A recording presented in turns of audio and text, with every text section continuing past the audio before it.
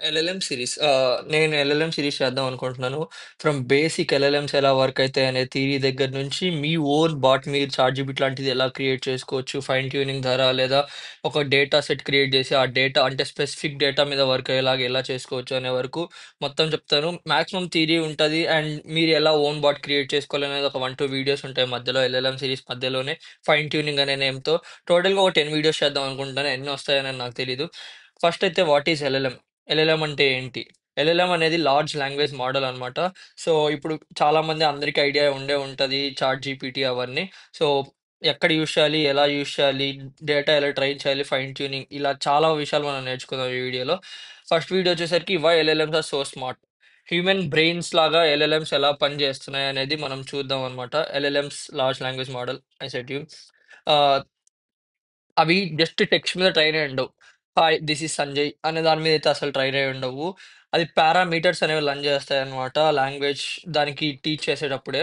So, like ఇక్కడ మీరు చూస్తే సన్ రైజ్ చేసింది అంటే అది ఆటోమేటిక్‌గా మార్నింగ్ అని చెప్తది. ఎందుకంటే అది డేటా ట్రైన్ చేసేటప్పుడు వాటిని కొన్ని లక్షల సార్లు చూసుంటది. సో, అంటే ఆ ఫ్రేజ్‌ని. సో, అది కరెక్ట్‌గా మీరు సన్ రైజెస్ అంటేనే ఇచ్చేస్తది. సన్ రైజెస్ అంటేనే యెల్లో కలర్ అని గాని, వెస్ట్ సైడ్, ఈస్ట్ సైడ్ అలా ఏమి ఇయకుండా డైరెక్ట్ మార్నింగ్ అని ఇస్తది. So, how words are used, structured and related ఇలా చాలా క్లియర్‌గా ఎల్ఎల్ఎంని అయితే ట్రైన్ చేస్తారనమాట. అండ్ ఇది మాసివ్ టెక్స్ట్ డేటా మీద ట్రైన్ చేస్తారు. ఫ్రమ్ వెబ్‌సైట్స్ లైక్ వికీపీడియా, కొన్ని బుక్స్ కానీ, news channels like news articles నుంచి, code and code models from GitHub, Stack Overflow ఇలా అండ్ రెడ్డిట్ ఇలా చాలా వెబ్‌సైట్స్ నుంచి ట్రైన్ చేస్తారు. మీకు జస్ట్ ఒక ఐడియా ఇయడానికి జీపీటీ-3 అనేది 300 బిలియన్ వర్డ్స్ బేస్ చేసుకొని ట్రైన్ చేశారనమాట. సో, ఆ 300 బిలియన్ వర్డ్స్ యూజ్ చేసి ట్రైన్ చేస్తే జీపీటీ-3కే అప్పుడు అందరూ వావ్! అనేసుకున్నారు. కానీ ఇప్పుడు జీపీటీ-4 ఇప్పుడు మీరు ట్రై చేస్తే అది ఇంకా చాలా వండర్‌ఫుల్‌గుంది. సో, దానికి ఎన్ని బిలియన్, ట్రిలియన్ వర్డ్స్ యూజ్ చేసి ట్రైన్ చేసుంటారో మీ అంచనాకే వదిలేద్దాం. And what does data do in this అంటే ఆహ్, మీరెంత డేటా ఇచ్చి ట్రైన్ చేస్తే అంత అక్యురేట్‌గా ఉంటది. అండ్ అంత ఎఫిషియెంట్‌గా ఆన్సర్ ఇస్తే అంత ఫాస్ట్ ఇస్తది. ఇప్పుడు మీకు ఒక విషయం గురించి నేను ఏమి చెప్పకపోతే మీకు లైట్‌గా ఐడియా ఉంటది. ఎక్కడన్నా విని గాని అలా ఇలా. ఇప్పుడు నేను మీ ఎల్ఎల్ఎం సిరీస్ మొత్తం నేర్పించిన తర్వాత అట్‌లీస్ట్ మీకు కొంచెం ఐడియా వస్తది కదా! సో, నేను కొంచెం డేటా ఇచ్చి మిమ్మల్ని ట్రైన్ చేశాను. అదే మీరు ఇంకొంచెం కాన్సంట్రేట్ చేసి ఇంకా ఎక్కడైనా చూసి నేర్చుకుంటే ఇంకా మీకు చాలా నాలెడ్జ్ వస్తది. సో, అప్పుడు మీరు more data is equals to more అక్యురేట్‌గా ఇస్తారు ఆన్సర్స్. మోర్ ఎఫిషియెంట్‌గా పనిచేస్తది మీ బ్రెయిన్ అనేది. అదొకటి. జీపీటీ-3, జీపీటీ-4 మోడల్స్‌ని ట్రై చేయండి. ఓపెన్‌ఏఐలో లేదా జెమినై గాని, క్లాడ్ గాని, ఆంథ్రోపిక్ క్లాడ్. సో, అవన్నీ ట్రై చేయొచ్చు మీరు. ఒక్క ఎల్ఎల్ఎం ఒక్క ఎల్ఎల్ఎంలో మిలియన్ టు బిలియన్ పారామీటర్స్ ఉంటాయి.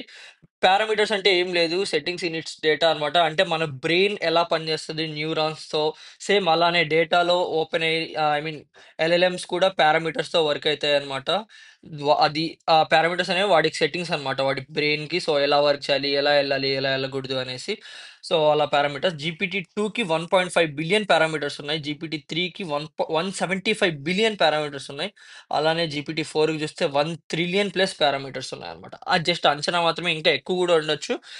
బట్ బయట ఉన్న టాక్ అయితే ఇది. అండ్ అవెందుకు అంత అక్యురేట్‌గా పనిచేస్తాయి, మనుషుల కంటే బాగా ఆన్సర్‌లు ఇస్తాయి ఏదన్నా మనం అడిగినప్పుడు అంటే, దానికి ఎమోషన్స్ ఉండవు మనలాగా.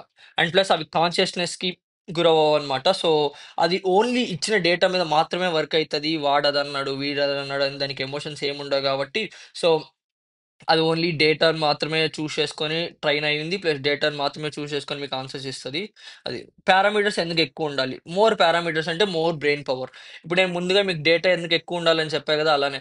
ఇప్పుడు మీరు బ్రెయిన్ యూజ్ చేయకుండా ఏదైనా పని చేస్తే మీరు ఏదైనా తప్పు చేయొచ్చు. కానీ మీరు మొత్తం మీకున్న బ్రెయిన్ అంతా యూజ్ చేసి మీరు రోజు బ్రెయిన్‌ని ట్రైన్ చేస్తా ఉంటే కొన్ని విధాలుగా కొన్ని డేస్ తర్వాత మీకు బ్రెయిన్ పవర్ పెరుగుతది గదా! సో, ఇది గూడా అంతే అన్నమాట. ఎన్ని పారామీటర్స్ ఉంటే అంత బ్రెయిన్ పవర్ వచ్చి మీరు ఏ కాంటెక్స్ట్‌నైతే అడుగుతున్నారో అది ఇంకొంచెం ఎక్కువగా అర్థం చేసుకొని కరెక్ట్‌గా ఇస్తదనమాట.